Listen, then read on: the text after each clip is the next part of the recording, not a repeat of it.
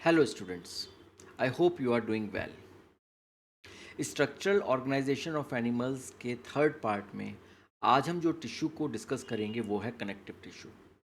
Connective tissue हमारी body का एक मेजर टिश्यू होता है और ये ही टिश्यू सारे टिश्यूज़ को, सारी सेल्स को जोड़ कर रखता है। बहुत इंपॉर्टेंट टिश्यू है और इसके बहुत इंपॉर्टेंट पार्ट्स हैं जो हम देखने वाले हैं। तो चलिए शुरू करते हैं आज की class. This is the most abundant tissue in the body of the complex animals. सबसे ज़्यादा मिलता है पूरी बॉडी के अंदर, जितने भी कॉम्प्लेक्स एनिमल्स होते हैं सबके अंदर ये टिश्यू सबसे ज़्यादा मिलता है। और इसका जो मेन काम होता है वो दूसरे टिश्यूज़ या ऑर्गन्स को जोड़ने का काम करता है और साथ में उसको सपोर्ट करने का काम करता है। इसीलिए हम इसको कनेक्टिव टिश्यू बोलते हैं, बिकॉज ये कनेक्ट करता है बाकी की चीज़ों के साथ। ओके। और अगर हम मोटा मोटा इसका स्ट्रक्चर देखें तो हर एक कनेक्टिव टिश्यू के अंदर 3 स्ट्रक्चरल एलिमेंट्स आपको मिल जाएंगे। वो 3 एलिमेंट्स क्या हैं? पहला है सेल्स। वो सेल्स जो कि इस टिश्यू को प्रोड्यूस भी करती हैं और इसको मेंटेन भी करती हैं। तो आप देखिए ये कुछ हमारी रेजिडेंट सेल्स हैं और इसमें अलग अलग तरीके की सेल्स हैं, जैसे मिजनकाइमल सेल्स, मैक्रोफेज, एडिपोसाइट, फिब्रोब्लास्ट। ये सारी सेल्स, इनमें से कुछ सेल्स इनको सिक्रीट करेंगी, कुछ सेल्स यहाँ पर रहती हैं, बाकी के फंक्शंस करती हैं। जैसे ये मैक्रोफेज है, ये एक इम्यून सेल है। एडिपोसाइट है, ये लिपिड को स्टोर करने का काम करती है। फिब्रोब्लास्ट है, ये फाइबर्स को प्रोड्यूस करने का काम करती है। इस तरीके से अलग अलग हमारी रेजिडेंट सेल्स होती हैं हर एक कनेक्टिव टिश्यू के अंदर। दूसरा स्ट्रक्चरल एलिमेंट है प्रोटीन फाइबर्स। अब ये जो प्रोटीन फाइबर्स होते हैं ये बेसिकली स्ट्रक्चरल इंटीग्रिटी को प्रोवाइड करते हैं इस टिश्यू की। तो आप देखेंगे यहाँ पर ये प्रोटीन फाइबर्स हैं, इसमें इलास्टिक फाइबर है, कोलाजन है, रेटिकुलर फाइबर्स हैं। ये सारे फाइबर्स आपको इन कनेक्टिव टिश्यूज़ के अंदर मिलेंगे ही मिलेंगे। ओके। और तीसरा स्ट्रक्चरल एलिमेंट है ग्राउंड सब्सटेंस। ग्राउंड सब्सटेंस क्या होता है? ये बेसिकली जेल की तरह का या कुछ कुछ फ्लूइड मैट्रिक्स होता है जो कि सारी स्पेसेस को सेल्स और फाइबर्स के बीच में जो होती हैं उनको भर देता है। तो बेसिकली ये एक तरीके का एक एक ऐसा सब्सटेंस होता है जिसके अंदर आपको सेल्स और फाइबर्स बिखरे हुए मिलेंगे। ये इसको हम ग्राउंड सब्सटेंस बोलते हैं। तो आप देखिए यहाँ पर ये ग्राउंड सब्सटेंस है और ये प्रोटीन फाइबर्स हैं। ये दोनों मिलके बनाते हैं एक्स्ट्रा सेलुलर मैट्रिक्स, यानी कि वो मैट्रिक्स जो कि सेल के बाहर मिलता है। एक्स्ट्रा माने बाहर, एक्स्ट्रा सेलुलर मैट्रिक्स। और ये हमारी सेल्स हैं, मीजनकाइमल, मैक्रोफेज, एडिपोसाइट, फिब्रोब्लास्ट। तो जो सेल्स के बाहर का पार्ट है उसको हम लोग बोलते हैं एक्स्ट्रा सेलुलर मैट्रिक्स। और ये दो चीज़ों से मिलके बनता है, एक है ग्राउंड सब्सटेंस और एक है प्रोटीन फाइबर्स। ओके। तो ये कनेक्टिव टिश्यू के 3 स्ट्रक्चरल एलिमेंट्स हैं। कोई भी कनेक्टिव टिश्यू आप उठा के देख लीजिए, उसके अंदर ये तीनों चीज़ें आपको मिलेंगी। ओके। चलिए, अब ये जो कनेक्टिव टिश्यू होते हैं ये बहुत वाइड रेंज होती है। इसमें सॉफ्ट कनेक्टिव टिश्यू भी होते हैं और बहुत स्पेशलाइज टाइप भी आ जाते हैं। तो यहाँ जो है इसकी रेंज है वो अलग अलग ऑर्गन्स में, अलग अलग टिश्यूज़ में, डिपेंडिंग कि उसके फंक्शंस कैसे हैं, उसकी स्ट्रक्चर कैसी है, उस तरीके से ये डिवाइड हो जाता है। तो सॉफ्ट से लेके बहुत ही स्पेशलाइज्ड होते हैं, जैसे कि कार्टिलेज एक स्पेशलाइज्ड टिश्यू है, बोन स्पेशलाइज्ड टिश्यू है, एडिपोज और ब्लड ये भी स्पेशलाइज्ड टिश्यू हैं जिनको हम लोग अभी डिटेल में पढ़ेंगे। अब अगर हम देखें तो ये कनेक्टिव टिश्यू हमारा फिब्रस कनेक्टिव टिश्यू है। एक हमारा ये एडिपोज, आप देखिए ये एडिपोज टिश्यू है जिसके अंदर आपको फैट के ड्रॉपलेट्स आपको देखने को मिल जाएंगे। ये हमारी कार्टिलेज है, इसके अंदर आपको कार्टिलेज फॉर्मिंग सेल्स देखने को मिल जाएंगी, राइट। और ये मैट्रिक्स है यहाँ पर। ये लूज कनेक्टिव टिश्यू है, इसमें भी आपको फाइबर्स और आपका ग्राउंड मैट्रिक्स दिखेगा, साथ में सेल्स दिखेंगी, फिब्रोब्लास्ट हैं ये। ब्लड्स के अंदर आपको देखेंगे WBCs, RBCs हैं और प्लाज्मा होता है। और बोन है, इस बोन के अंदर भी आपको बोन फॉर्मिंग सेल्स, मैट्रिक्स और ये कुछ आपकी सेंट्रल कैनाल्स हैं जो कि अंदर निकलती हैं बोन्स के अंदर। ऑलराइट। तो ये कुछ एग्जांपल्स हैं आपके कनेक्टिव टिश्यूज़ के और अलग अलग तरीके के कनेक्टिव टिश्यूज़ के।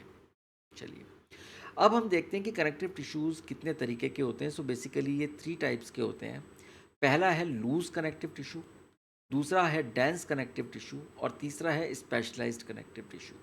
कौन कौन से हैं? Loose connective tissue, dense connective tissue and specialised connective tissue. अब हम सबसे पहले बात करेंगे लूज कनेक्टिव टिश्यू की। इसमें क्या होता है, इसका नाम ही है लूज। इसका मतलब इसके अंदर जो सेल्स और फाइबर्स हैं वो बहुत ही लूजली अरेंज्ड होते हैं, राइट। और वो एक सेमी फ्लूइड ग्राउंड सब्सटेंस के अंदर होते हैं। सेमी फ्लूइड का मतलब होता है वो हल्का जेल है, वो पूरी तरीके से फ्लूइड भी नहीं है और पूरी तरीके से सॉलिड भी नहीं है। तो इस तरीके से हम उसको सेमी फ्लूइड ग्राउंड सब्सटेंस बोलते हैं, जैसे विस्कोसिटी जिसमें ज़्यादा होती है। ये दो तरीके के होते हैं, एक होता है एरियोलर टिश्यू और दूसरा होता है एडिपोज टिश्यू। यानी लूज कनेक्टिव टिश्यू के दो टाइप्स होते हैं, एरियोलर एंड एडिपोज। चलिए देखते हैं कि इसका क्या कंपैरिजन है। दोनों ही टिश्यूज आपको स्किन के नीचे मिलते हैं, they are found beneath the skin. Then areolar tissue का जो मेन फंक्शन होता है वो सपोर्ट फ्रेमवर्क होता है एपिथेलियम का। अब हमने लास्ट क्लास में डिस्कस किया था एपिथेलियम, इसके नीचे बेसमेंट मेम्ब्रेन थी, तो वहाँ पर उसका सपोर्ट फ्रेमवर्क था। तो एरियोलर टिश्यू होता है और इसमें जो फाइबर्स होते हैं वो क्रिस क्रॉस होते हैं। आप देखिए ये एरियोलर टिश्यू का एक स्ट्रक्चर है और ये आपको ब्लैक कलर के आपको फाइबर्स दिखेंगे जो कि क्रिस क्रॉस स्ट्रक्चर है, और इनके बीच में जो स्मॉल स्पेसिस होती हैं उसको हम लोग बोलते हैं एरियोली, जिसकी वजह से इस टिश्यू का नाम पड़ा है एरियोलर टिश्यू। ओके, याद रखिए एरियोलर टिश्यू के अंदर स्मॉल स्पेसिस होती हैं जिसको हम लोग बोलते हैं एरियोली। इसके अंदर आपको फिब्रोब्लास्ट मिल जाएंगी। फिब्रोब्लास्ट वो सेल्स होती हैं जो कि फाइबर्स को सिक्रीट करने वाली सेल्स होती हैं। Now this is important, remember fibre secreting cells को हम लोग फिब्रोब्लास्ट बोलते हैं। मैक्रोफेजेस क्या है? मैक्रोफेजेस है हमारी फैगोसाइट्स। ये फैगोसाइटोसिस करती हैं। तो जब भी कोई बॉडी के अंदर पैथोजन आ जाता है, जैसे कि बैक्टीरिया आ गया या वायरस आ गया, तो ये सेल्स क्या करेंगी, उसको इंटरनलाइज कर लेंगी और उसको डिग्रेड कर देंगी through the process of phagocytosis. इसके अलावा हमारी बॉडी के अंदर क्या होता है कि प्रोग्राम्ड सेल डेथ भी होती है जिसको हम अपोप्टोसिस बोलते हैं, या फिर कहीं इंजरी हो जाती है, वो टिश्यू की डेथ हो जाती है, या कहीं डैबरी हो जाता है, उन सब चीज़ों को भी हटाने का जो काम करती है, यानी क्लियरिंग का काम करती है, वो ये मैक्रोफेजेस करती है। तो बहुत इंपॉर्टेंट सेल्स हैं ये। फिब्रोब्लास्ट फाइबर्स को सिक्रीट करती हैं, ये भी बहुत इंपॉर्टेंट सेल्स हैं। ये जो मास्ट सेल्स हैं, मास्ट सेल्स का क्या काम है? मास्ट सेल्स क्या सिक्रीट करती हैं इफ़ यू रिमेंबर? गुड, काफ़ी लोगों ने बोला हिस्टामाइन। तो ये हिस्टामाइन सिक्रीटिंग सेल्स होती हैं और ये यूजुअली एलर्जीज़ जो हो जाती हैं, सीजनल एलर्जीज़, जैसे हम लोगों को पॉलन से एलर्जी हो जाती है, डस्ट से एलर्जी हो जाती है, उस केस में ये मास्ट सेल्स हिस्टामाइन सिक्रीट करती हैं, जिसकी वजह से ये एलर्जी को या इन्फ्लेमेशन को ये कॉज करती हैं। और हमें जो दवाइयाँ लेनी पड़ती हैं वो यूजुअली एंटी हिस्टामाइंस होती हैं, जैसे आप सिट्रजिन ले लेते हैं या मॉन्टेयर एलसी वगैरह ले लेते हैं। इस तरीके की एलर्जीज़ में वो सारी की सारी एंटी हिस्टामाइंस होती हैं। और जो इनका ईसीएम होता है वो वाटरी होता है, वो वाटर बेस्ड होता है। तो ये इसके फीचर्स होते हैं एरियोलर कनेक्टिव टिश्यू के। अब हम बात करेंगे एडिपोज टिश्यू की। अब एडिपोज टिश्यू का मेन काम क्या है? ये स्टोर करता है एक्सेस न्यूट्रिएंट्स को फॉर्म की फैट में, राइट, यानी सॉरी फैट की फॉर्म में। अब आपको याद होगा कि जब ग्लाइकोलिसिस होता है तो पायरुवेट बनता है, और मैंने आपको आपको एक वीडियो में आपने देखा होगा कि जो फेट ऑफ पायरुवेट है उसके दो फेट होते हैं। अगर वहाँ ऑक्सीजन मिल गई उसको तो, और अगर उसमें हमारे बॉडी के अंदर एटीपीज कम है, एनर्जी कम है, तो वो सीधे क्रैब साइकिल के अंदर चला जाएगा थ्रू एसिटाइल कोएंजाइम। अगर ऐसा नहीं है, हमारे पास बहुत एटीपीज बने हुए हैं, एक्सेस में है एटीपीज, एनर्जी हमारी सफिशेंट है, तो वो लिपिड सिंथेसिस के थ्रू जाएगा और वो लिपिड्स बनाएगा। तो वो जो लिपिड्स बनते हैं, वो जो एक्सेस न्यूट्रिएंट होता है, वो इसको स्टोर करने का काम करते हैं एडिपोज टिश्यू। ओके, और यहाँ पर ये फैट को स्टोर कर लेते हैं। इसके अलावा क्या काम करते हैं? इनका काम है बॉडी को इंसुलेट करना टेम्परेचर से और ऑर्गन्स को कुशन करना, जिससे कि ऑर्गन्स जब आपस में हम लोग चलते हैं, दौड़ते हैं, भागते हैं, तो उनके बीच में किसी तरीके के फ्रैक्शन की वजह से कोई इंजरी ना हो जाए। तो ये काम इनका होता है एडिपोज टिश्यू का। मेन फंक्शन इसका स्टोरेज है। अब अगर एडिपोसाइट्स को देखें तो ये हमारे फैट को स्टोर करने के लिए स्पेशलाइज सेल्स होती हैं, राइट। जो एडिपोज टिश्यू की कॉन्स्टिट्यूएंट सेल्स हैं उनका नाम है एडिपोसाइट्स। अब दो तरीके का हमारा फैट होता है, एक होता है वाइट फैट, एक होता है ब्राउन फैट। तो जो वाइट फैट होता है उसका वो होता है बेसिकली एनर्जी को स्टोर करने के लिए। इसमें एक बहुत बड़ी फैट वैक्यूल होती है, सिंगल वैक्यूल होती है यूजुअली। अगर हम एडिपोसाइट्स को माइक्रोस्कोप में देखेंगे तो हमको एक सिंगल फैट वैक्यूल दिखाई देगी, वो हमें पता लगाएगी कि ये हमारा वाइट फैट है। जो ब्राउन फैट होता है उसका मेन फंक्शन होता है हीट को प्रोड्यूस करना, और उसके अंदर जब हम माइक्रोस्कोप में देखेंगे तो उसके अंदर हमको छोटी छोटी फैट वैक्यूल्स देखने को मिलती हैं। इसके अंदर माइटोकॉन्ड्रिया भी बहुत ज़्यादा होते हैं, बिकॉज माइटोकॉन्ड्रिया को एनर्जी के प्रोड्यूसर्स हैं ये, राइट। और हीट को प्रोड्यूस करना है तो heat is a form of energy. Okay, इनका जो कलर होता है वो ब्राउन होता है, और वो किसकी वजह से होता है? ये आयरन साइटोक्रोम पिगमेंट की वजह से होता है, जिसकी वजह से इसको हम लोग ब्राउन फैट बोलते हैं। और ये कहाँ मिलते हैं? इन्फेंट्स में, यानी छोटे बच्चों में ये मिलते हैं, जिन क्योंकि उनको टेम्परेचर से बचाने के लिए एक्सट्रीम टेम्परेचर से बचाने के लिए नेचर का गिफ्ट है ये।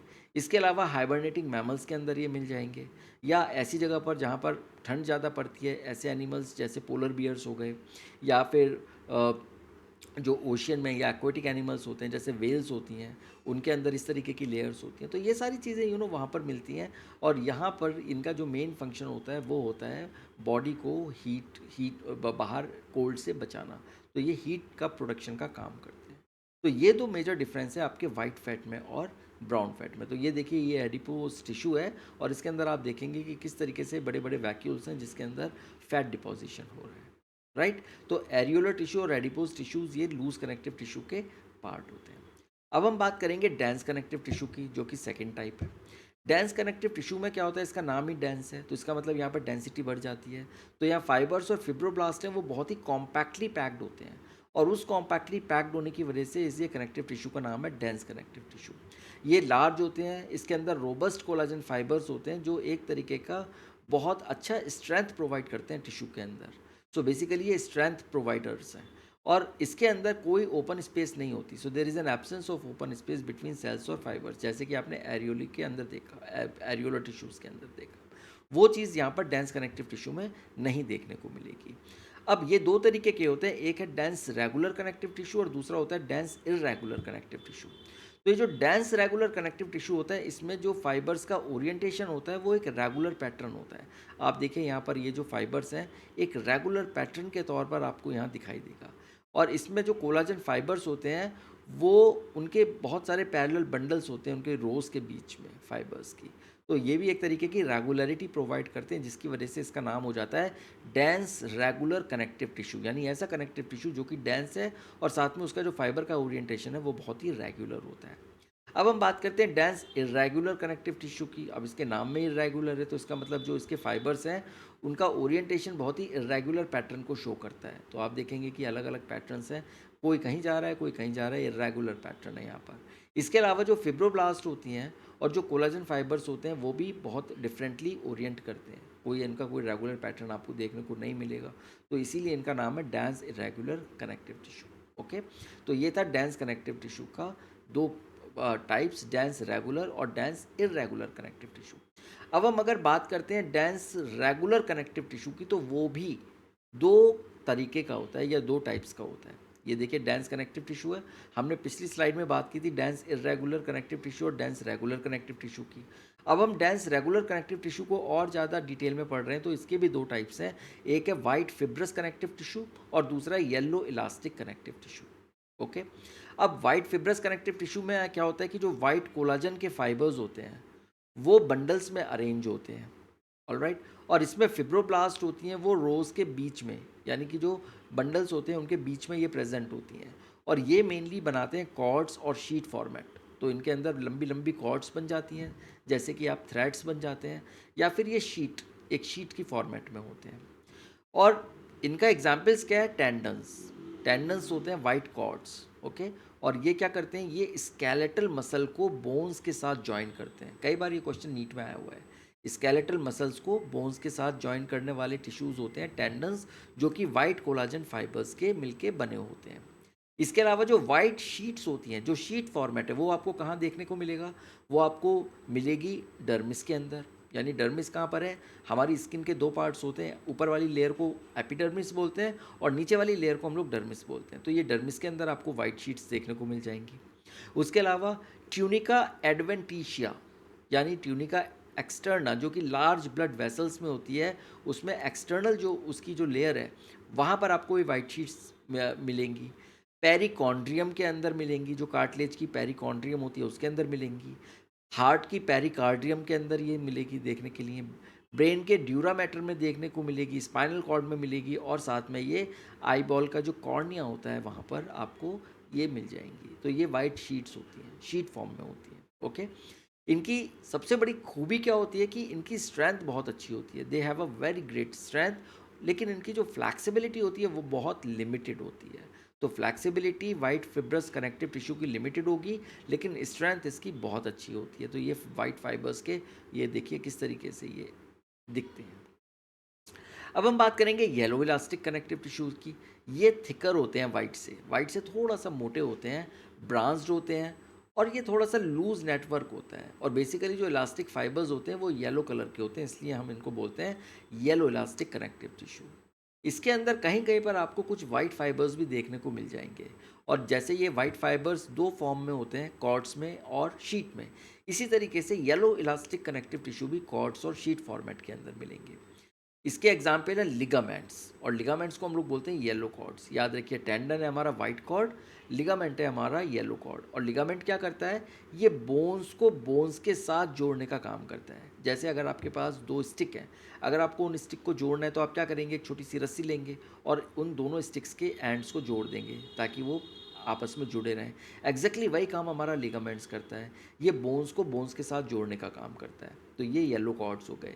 और अगर इसके अंदर स्प्रेन आ गया तो हम उसको बोलते हैं एक कंडीशन, लिगामेंट की पुलिंग। ऑलराइट, तो जब लिगामेंट पुल हो जाता है तो वो जो कंडीशन बनती है उसको हम लोग बोलेंगे स्प्रेन, या स्प्रेन के अंदर जो चीज़ आती है जिसकी वजह से स्प्रेन होता है वो पुलिंग ऑफ लिगामेंट्स की वजह से होता है। अब ये जो येलो शीट्स होती हैं, ये जो फॉर्मेट है शीट फॉर्मेट वाला, ये कहाँ पर मिलेगा आपको, ये आपको ब्लड वेसल्स की वॉल के अंदर मिलेगी, आपको लंग्स के अंदर मिलेंगी, ब्रोंक्यूल्स के अंदर मिलेंगी, ट्रू वोकल कॉर्ड्स के अंदर ये आपको येलो शीट्स मिल जाती हैं। इसके अलावा कार्टिलेज ऑफ लैरिंग्स में मिलेंगी, ट्रैकिया में मिलेंगी, स्प्लीन के कैप्सूल में ये शीट्स होती हैं। और लिगामेंट फ्लेवा, लिगामेंट फ्लेवा क्या होता है, ये बेसिकली वो लिगामेंट होता है जो वर्टिब्रे को जोड़ता है, पास की आसपास वाली जो वर्टिब्रे होती हैं बराबर बराबर की, उनको वो कनेक्ट करता है, उसको हम बोलते हैं लिगामेंट फ्लेवा। तो ये है आपकी येलो शीट्स और ये है आपका पर्टिकुलर लिगामेंट जो जहाँ मिलेगा। इसके अंदर सबसे बड़ी बात क्या है, येलो इलास्टिक कनेक्टिव टिश्यू में इसकी स्ट्रेंथ बहुत अच्छी होती है और साथ में फ्लैक्सिबिलिटी भी बहुत होती है। तो इस वजह से ये आपको ऐसी जगह पर मिलेंगी जहाँ पर आपको फ्लैक्सिबिलिटी चाहिए। ओके, तो ये आपकी येलो इलास्टिक फाइबर्स हैं, जिस तरीके से आप देखिए ब्रांच्ड हैं और इनके बीच में काफ़ी गैप भी है। राइट, तो ये थे आपके डेंस रेगुलर कनेक्टिव टिश्यू के दो types, white fibrous connective tissue and yellow elastic connective tissue. अब हम बात करेंगे स्पेशलाइज्ड कनेक्टिव टिश्यू की। इसमें दो तरीके के टिश्यूज़ होते हैं, एक है स्केलेटल टिश्यूज़ और दूसरे होते हैं वैस्कुलर टिश्यूज़। स्केलेटल टिश्यूज़ में बेसिकली आते हैं हमारे एंडोस्केलेटन्स वर्टिब्रेट्स के अंदर, और ये क्या करते हैं, ये मैकेनिकल सपोर्ट और प्रोटेक्शन को प्रोवाइड करते हैं। दो तरीके के स्केलेटल टिश्यू होते हैं, एक है बोन्स और दूसरा है कार्टिलेज। अब हम सबसे पहले बात करेंगे बोन्स की। बोन्स हमारी बॉडी का हार्डेस्ट टिश्यू होता है, राइट, इससे हार्ड नहीं होता। It has hard and non pliable ground substance, जो कि कैल्शियम सॉल्ट्स और कोलाजन फाइबर में रिच होता है। हार्ड भी होता है और फ्लेक्सिबल भी नहीं होता, नॉन प्लायबल होता है इसका जो ग्राउंड सब्सटेंस जो होता है। और उसके अंदर बहुत सारा कैल्शियम होता है जिसकी वजह से वो नॉन प्लायबल बन जाता है। और उसके अंदर कोलाजन फाइबर होता है, और आपने अभी देखा कि जो कोलाजन फाइबर्स होते हैं वो फ्लेक्सिबल नहीं होते हैं। जो बोन सेल्स होती हैं उनको हम लोग बोलते हैं ऑस्टियोसाइट्स, और ये ऑस्टियोसाइट्स, इनके अंदर कुछ स्पेसिस होती हैं जिनको हम तो बोलते हैं लैक्यूनी। लैक्यूनी के अंदर ये बोन सेल्स होती हैं और वहाँ से ये बोन को सिक्रीट करती हैं। तो आप देखिए ये आपकी बोन है, इसमें एक सेल होती है ऑस्टियोजेनिक सेल्स, यानी हम ऐसे सेल्स के ग्रुप को ऑस्टियोजेनिक सेल्स बोलते हैं जो ऑस्टियोब्लास्ट में कन्वर्ट हो जाती हैं डिफ्रेंसिएशन के बाद। हर एक सेल जिसके अंदर ऑस्टियोब्लास्ट में कन्वर्ट होने की एबिलिटी होती है या वो कन्वर्ट हो जाती है इवेंचुअली, उनको हम लोग ऑस्टियोजेनिक सेल्स बोलते हैं। और ऑस्टियोजेनिक सेल्स जब ऑस्टियोब्लास्ट बनाती हैं तो ये sales basically bone forming sales हैं। ये ही सेल्स हमारी बोन्स को सिक्रीट करती हैं, फॉर्म करती हैं, इसलिए याद रखिए ऑस्टियोब्लास्ट हैं वो हमारी बोन फॉर्मिंग सेल्स होती हैं। राइट, अब दूसरे तरीके की सेल्स होती हैं, ये है ऑस्टियोक्लास्ट। ऑस्टियोक्लास्ट का मेन फंक्शन क्या होता है कि ये बोन मैट्रिक्स को ब्रेक डाउन कर देता है। राइट, और इससे क्या होता है कि जो बोन का रिजॉर्प्शन हो जाता है, इसीलिए इन सेल्स को हम लोग बोलते हैं बोन रिजॉर्प्शन सेल्स, यानी ये मैट्रिक्स को तोड़ती हैं और फिर उसको रिजॉर्व कर लेती हैं, तो इनको हम बोलते हैं ऑस्टियोक्लास्ट। ऑलराइट, और देन होती है एक ऑस्टियोसाइट्स। ऑस्टियोसाइट्स बोन्स के अंदर मिलने वाली सबसे ज़्यादा सेल्स होती हैं, they are the most abundant cells. और इनके लिए इनके बेसिकली इनका फंक्शन क्या है, ये बोन मैट्रिक्स को रेगुलेट करने का काम करती हैं।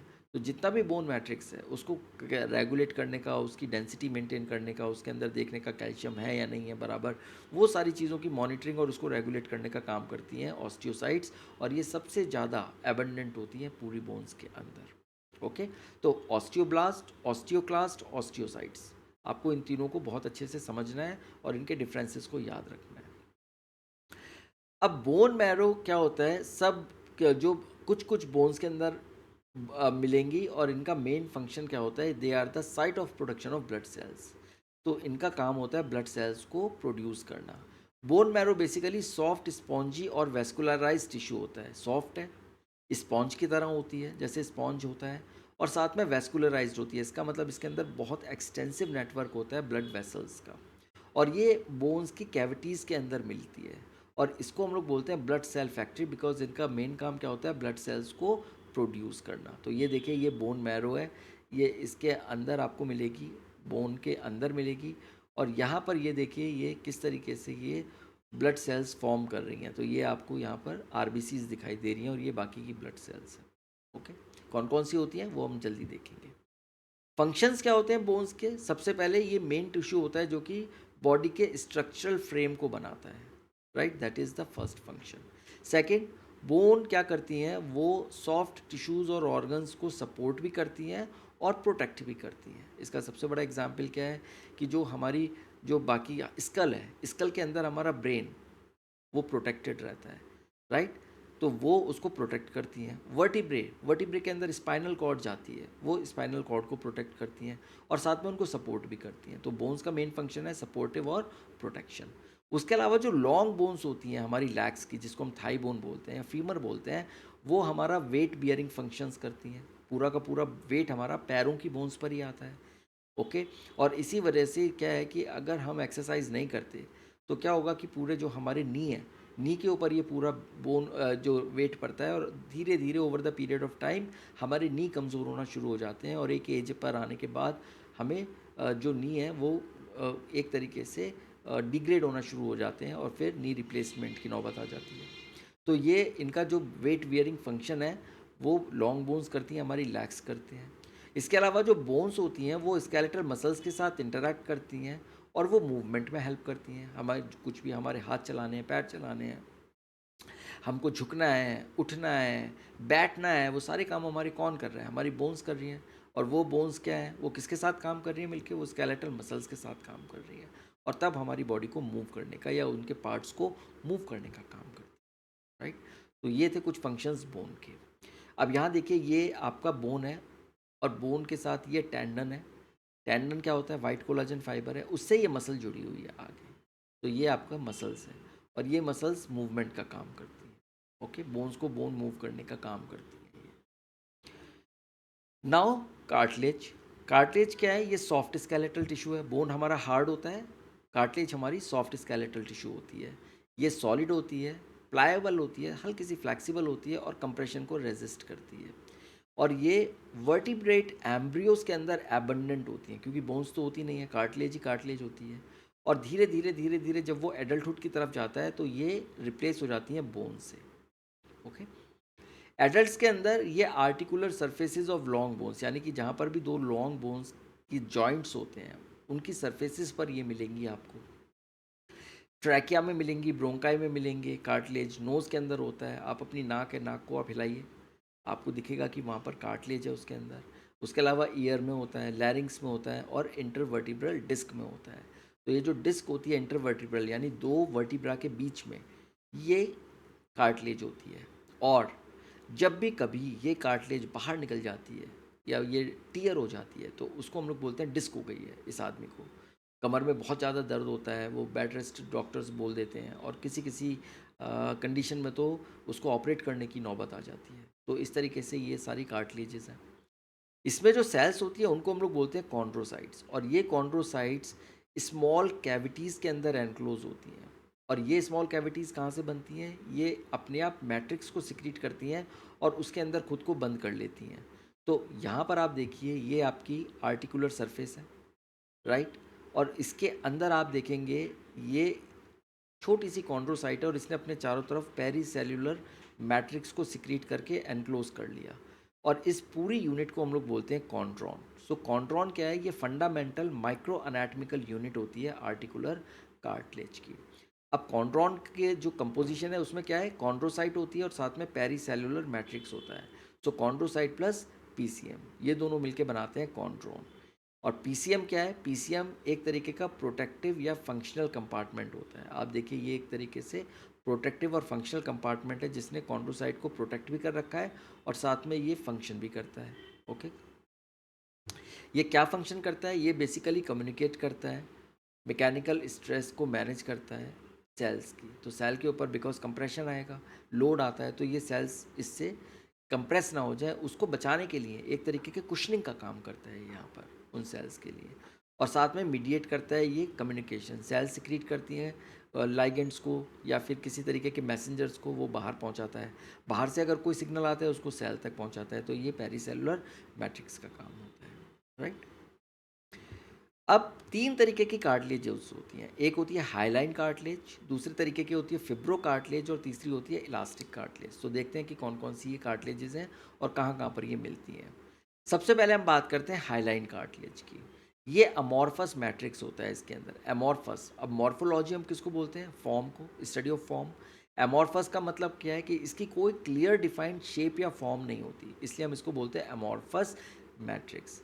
इसके हाइलाइन कार्टिलेज का ये फीचर होता है, इसके अंदर जो मैट्रिक्स होता है उसकी कोई क्लियर फॉर्म नहीं होती है। ये कहाँ मिलेगी आपको? वेंट्रल एंड्स ऑफ रिब्स में, लैरिंग्स में, ट्रैकिया में, ब्रोंकाई में, आर्टिकुलर सरफेसेस में मिल जाएगी। तो ये देखिए ये आपका है वेंट्रल एंड्स ऑफ रिब्स। तो आगे की साइड जो फ्रंट साइड होती है हमारी उसको हम लोग बोलते हैं वेंट्रल साइड, और बैक साइड जो होती है उसको हम लोग बोलते हैं डॉर्सल साइड।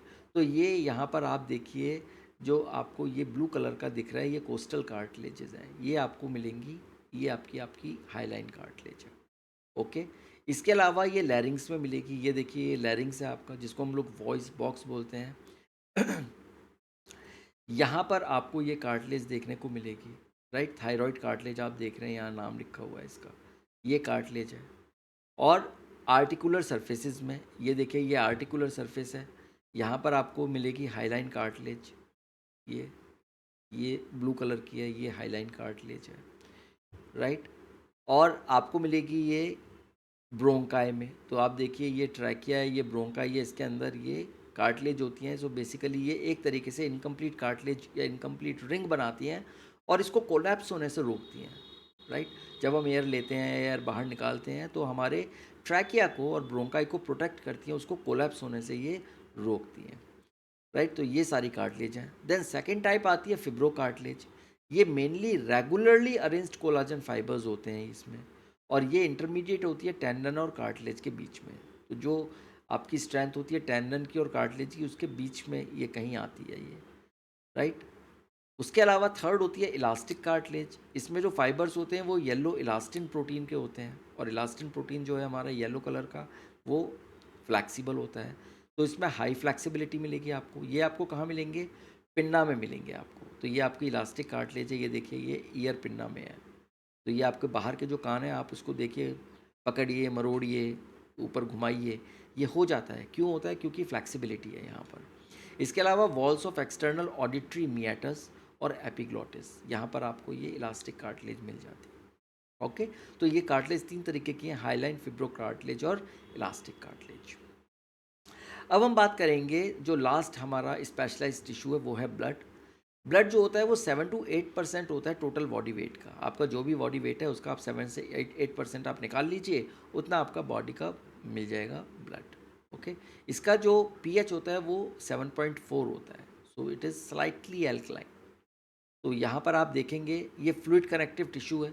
ये बाकी के टिश्यूज़ क्या हैं? वो तो सॉलिड हैं या सेमी सॉलिड हैं, लेकिन ये फ्लूइड कनेक्टिव टिश्यू होता है। इसके अंदर प्लाज्मा है, राइट। 55% प्लाज्मा होता है। आरबीसीज होती हैं, अप्रॉक्सीमेटली 44% आरबीसीज हैं, और लगभग 1% ब्लड, वाइट ब्लड सेल्स और प्लेटलेट्स होती हैं। तो ये इसका कंपोजिशन होता है हमारी ब्लड का। प्लाज्मा की अगर हम बात करें, ये स्ट्रॉ कलर्ड का होता है, विस्कस फ्लूइड होता है।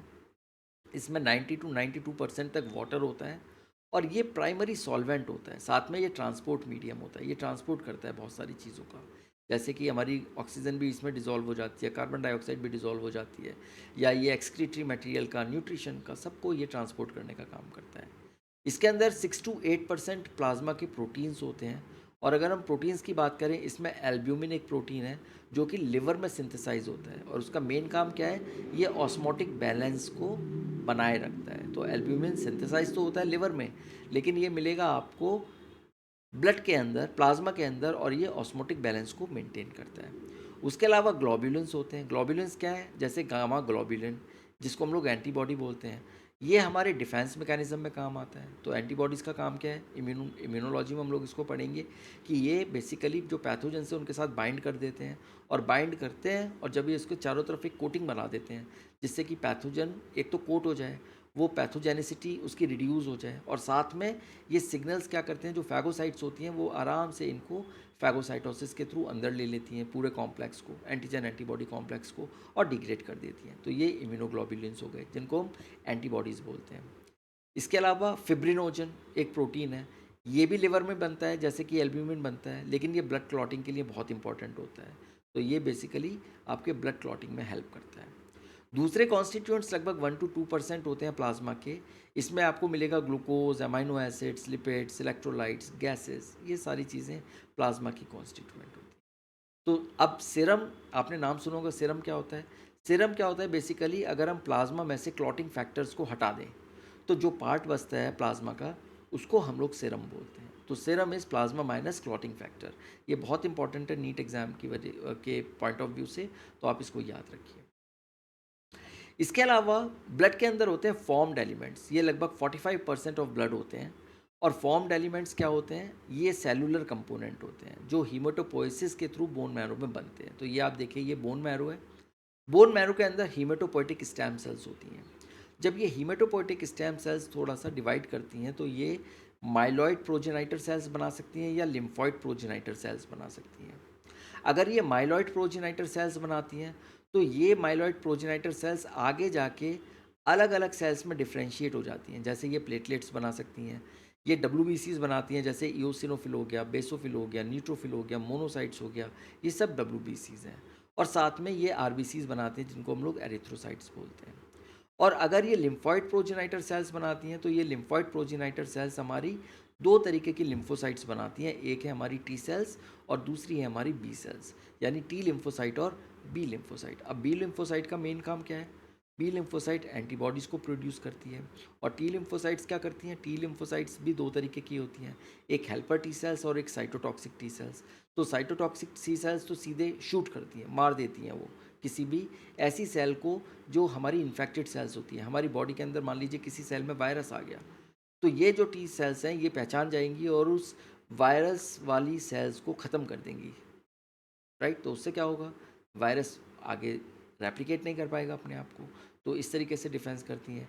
और जो T हेल्पर सेल्स होती हैं वो बाकी की इम्यून सेल्स को, जैसे B सेल्स हो गई या बाकी की सेल्स हो गई, उनको एक्टिवेट करने का काम करती हैं, या इनफैक्ट T साइटोटॉक्सिक सेल्स को भी एक्टिवेट करने का काम करती हैं। तो ये सारी चीज़ें हम लोग इम्यूनोलॉजी में पढ़ेंगे। यहाँ पर आपको सिर्फ इतना याद रखना है कि जो हमारे फॉर्म्ड एलिमेंट्स हैं वो 45% ऑफ ब्लड है, और वो सेलुलर कंपोनेंट्स होते हैं जो हीमेटोपोएसिस, बोन मैरो के अंदर एक प्रोसेस होती है जिसके थ्रू ये ब्लड सेल्स बनती हैं, वहाँ से ये बनते हैं। तो ये था आपका स्पेशलाइज्ड कनेक्टिव टिश्यू।